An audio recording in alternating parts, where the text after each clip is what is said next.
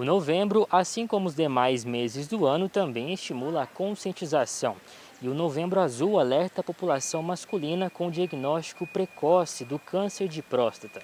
E nós conversamos com Flávio Zambelli, médico urologista do Hospital Universitário Zervelano, a respeito dessa campanha. A campanha Novembro Azul é uma campanha já feita há alguns anos aqui no Brasil, principalmente pela Sociedade Brasileira de Urologia, e o objetivo dela é espalhar informação, é conscientizar os homens a respeito principalmente do câncer de próstata e do cuidado da saúde com o homem. Especificamente do câncer de próstata, é estimado entre 70 e 80 mil casos por ano no Brasil. Isso dá mais ou menos um diagnóstico a cada 7 minutos. É muita coisa, né? Assim, realmente a estimativa é que 1 a cada 7 homens, 1 a cada 7 que a gente conhece, vão ter o diagnóstico ao longo da vida.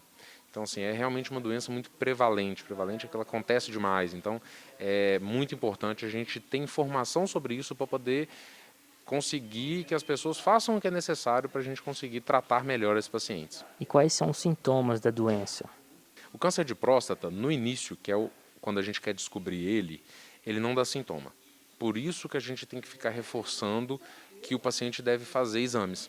Se fosse um tumor que desse, uma doença que desse um sintoma muito rápido, a gente não precisava fazer exame nenhum. A gente podia só falar, não, quando você sentir esses sintomas, você procura o médico. Mas infelizmente não dá sintoma. Quando aparecem os sintomas, geralmente é uma doença já mais avançada. Os sintomas que podem aparecer são dificuldade para urinar e dor. Dor tanto na região pélvica, região abdominal, quanto nos ossos, por causa das metástases que podem acontecer. É importante que o sintoma de dificuldade para urinar, ele não é relacionado só ao câncer de próstata, ele é relacionado à próstata.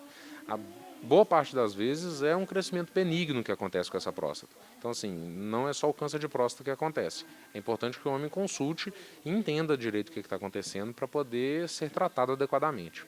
Existem fatores de risco, como histórico familiar, até o próprio grupo masculino que esteja dentro, que desenvolve essa doença mais rápido? Sim, a gente tem 3 fatores de risco principais hoje para o câncer de próstata, que é histórico familiar, dentro do histórico familiar, principalmente pai e irmãos. Então, se teve algum diagnóstico dentro desses da família, aumenta o risco para esse paciente. Se for um familiar um pouco mais distante, também aumenta um pouco o risco. É um pouco menos importante, mas também aumenta. Por exemplo, tios, primos, avós. O segundo fator de risco importante é raça negra. Pacientes de raça negra têm um risco aumentado. Tanto de diagnóstico, tem mais diagnósticos de doença, como a gente já sabe hoje que é uma possibilidade de ter uma doença um pouco mais grave, que avança um pouco mais rápido. E também um terceiro fator de risco importante hoje em dia é a obesidade, que é o único dos 3 que a gente consegue modificar. Os outros 2 a gente não consegue mudar. Se o pai teve o diagnóstico, se o paciente é de raça negra, isso a gente não consegue mudar. Isso é muita questão genética. Mas o terceiro é ambiental, que a gente chama, que é modificável. A gente consegue mudar isso com hábitos de vida. Além disso, os profissionais alertam que pacientes que fazem uso de bebidas alcoólicas e cigarro podem ter uma evolução pior da doença. Para os casos, em geral, o diagnóstico precoce aumenta a chance de cura em até 90%. Que só fazendo os exames que a gente consegue ter diagnóstico precoce. Se espera ter sintoma, infelizmente a gente não consegue, né?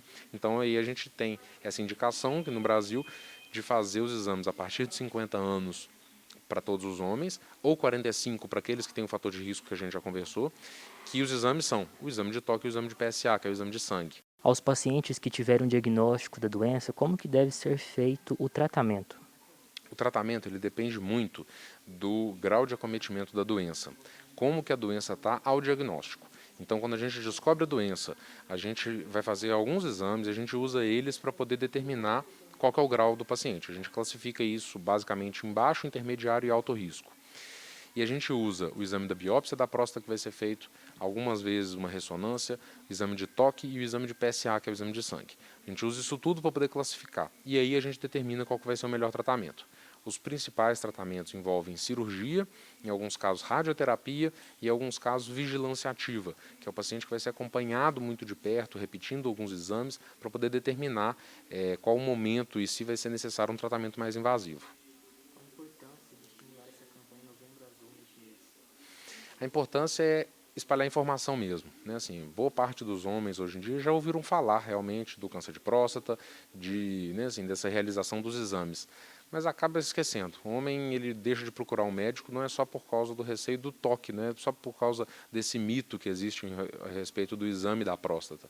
O homem também não procura o cardiologista, né? Também não faz exame de sangue para descobrir se tem diabetes.